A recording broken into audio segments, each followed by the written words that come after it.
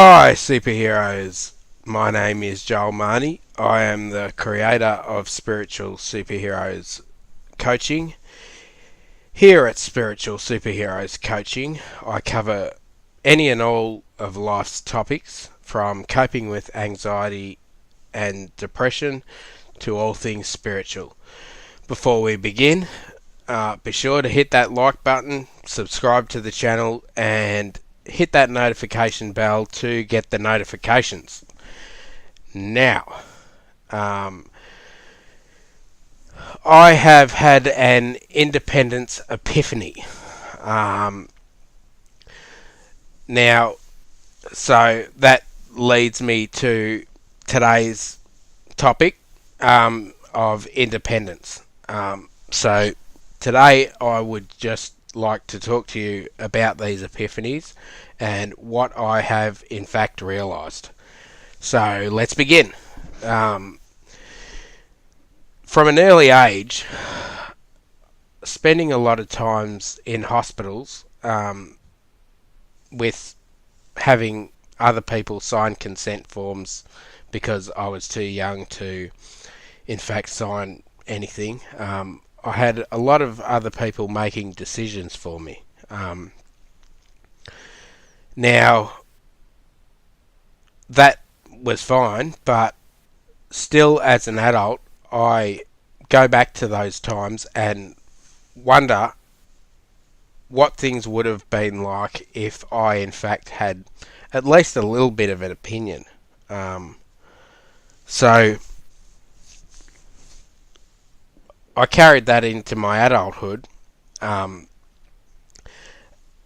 and that is why I respect the opinions of others. But when it comes to my own life decisions, as an adult, I am kind of spiteful, and I, in fact, like to purely make my own decisions. I do welcome others' opinions. I do respect others' opinions, but ultimately, when it comes to my life, I make my own decisions. As I say, there was a time in my life where I had people making decisions for me, and still to this day, it somewhat plays into why I am so independent in my thoughts, in my ideas, in my creations, in my own vision of how my life should map out. Um, so, while I was born with Spina Bifida, I think for a long time I was a little bit um, in a little bit of a bubble where I was held back um, as far as independence goes, because I had a lot of other people making decisions for me. Um, so the people, I, I had a lot of people that would do things for me, nurses, mum, and other people. And I think in those times it actually stunted my growth within myself a little bit, because I had so many other people making decisions for me, and I didn't really have to make decisions. Um, so the epiphany that I had later on in life was, now that I'm an adult, I can in fact make my own decisions. And with that, I was spiteful because of those times going back. I wasn't able to make certain decisions or have an opinion about certain decisions that were made. I carried into my adult life a little bit of spite, where I just felt like it was time that I needed to do things my way. Um, it took something in me to finally say, you know what, I'm going to do life my way. Um, I want to do it the way I want to do it.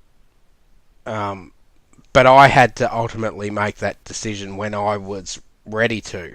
Um, because, as I say, even a little bit into my adulthood, my 20s and whatnot, I was still kind of sheltered as someone with a disability. I still had people that looked out for me and cared about me, and they were, I think, overly protective of me in the way that they were almost scared that I would make the wrong decisions, and therefore they would plant seeds unintentionally in my mind of self-doubt.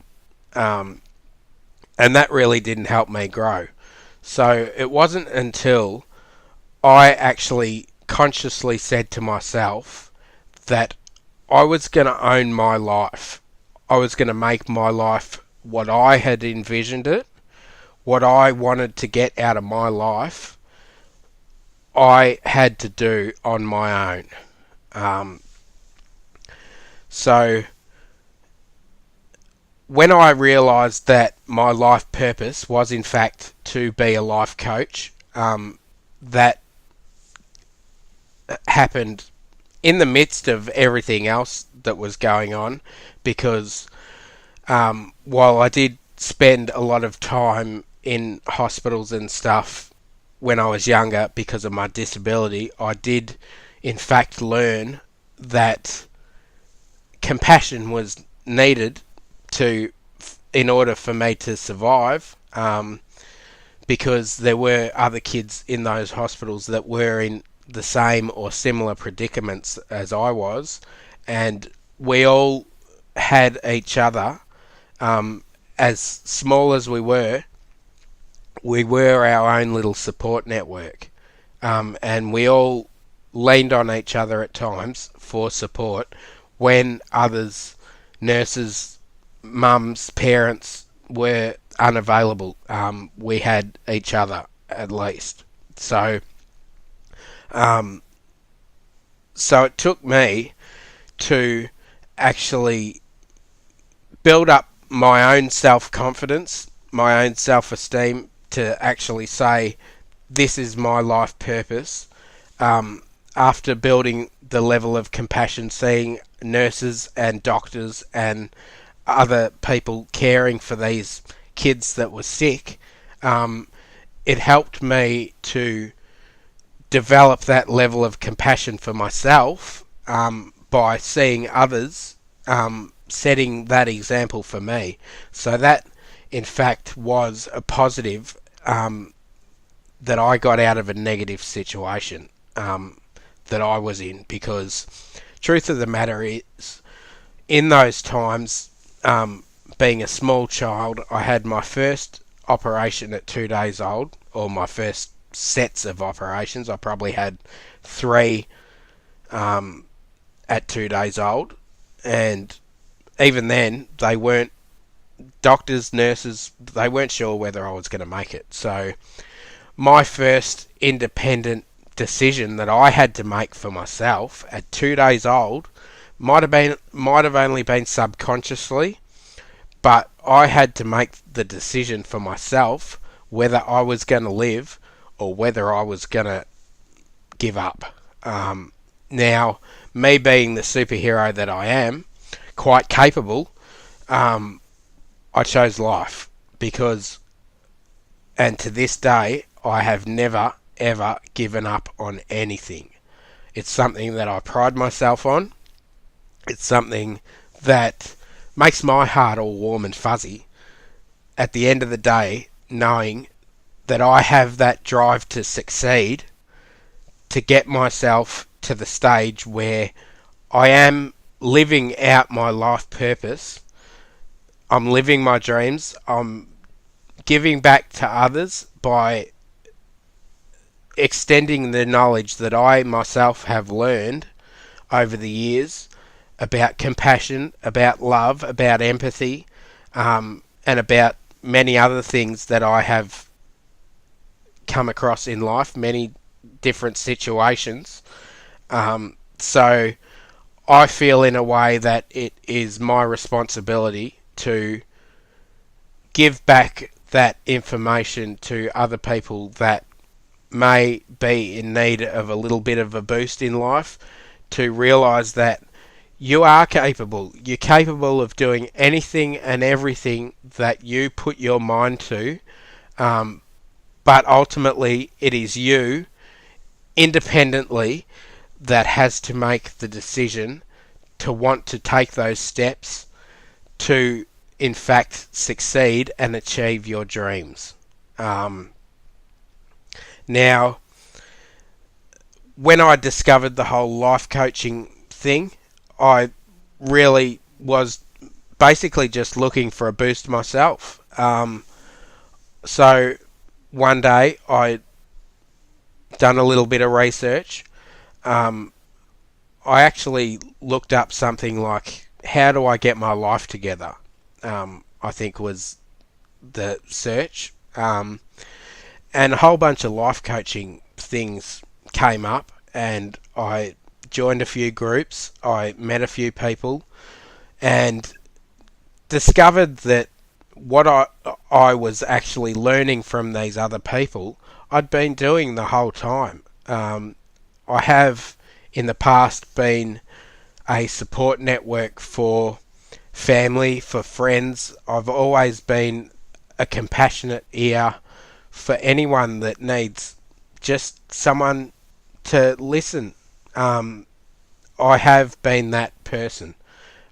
So while I'd been that person for many years prior, it only clicked in my brain that this was my life purpose when I'd actually done my research. So it is in fact important to do your research when you do find your life purpose.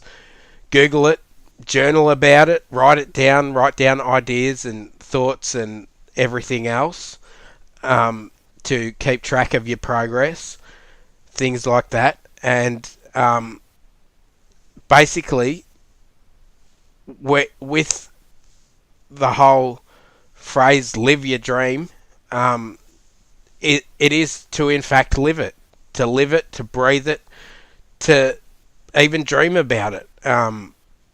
But you need to be willing and ready to put in the effort on your part to be able to achieve those dreams, because if you are not in fact ready, then you're not going to have the enthusiasm, you're not going to get excited.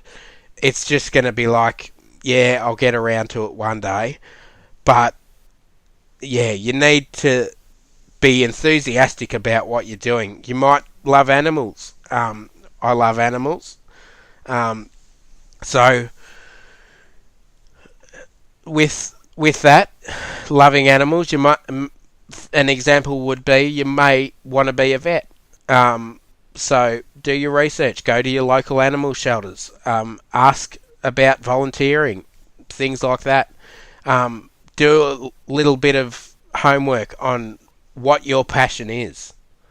So if you have a purpose in mind, all you have to do is take action. But that is nobody else's decision but your own. Don't be afraid to step out of your comfort zone, because in our little bubble, yeah, we stay safe. We can't mess things up and whatever. But if we don't step out of our comfort zone in order to achieve our dreams, we'll always find ourselves wondering, what if? What if I had done that and I could have really had a proper go at it and actually realised that this is my life purpose, and we end up doing something else that we're not that passionate about, and we realise that later on we could have done things differently. Now this is why I lived my life with no regrets.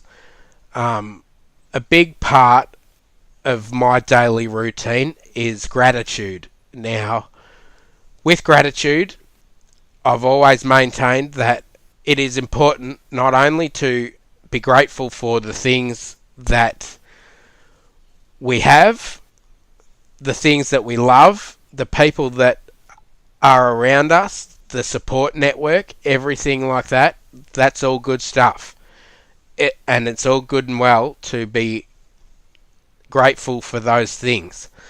But on the flip side of that, we must also be grateful for those hurdles, for those bad times. You know, we may be depressed and have anxiety problems, but in those moments, we have to embrace those moments, although they are quite scary and leave our brain in an uncertain type of mind frame. We must be grateful for those moments as well, because when we're grateful for those moments as well, we will in fact realise that things are not so bad. Because with those bad moments, they will actually, although they're hurdles, get us to the stage where we actually will realise that we are not really in the midst of a bunch of problems, but in the midst of things that are going to in fact help us learn and grow within ourselves. They're going to help us along the way of our own journey, and they're going to help us grow. So that is today's little talk, and I hope everyone is lovely. I send you love, I send you light, and I send you all the happiness in the world. I am Joel Mahony, and I am the creator of Spiritual Superheroes Coaching, and yeah, I'll see you on the next one. Peace out.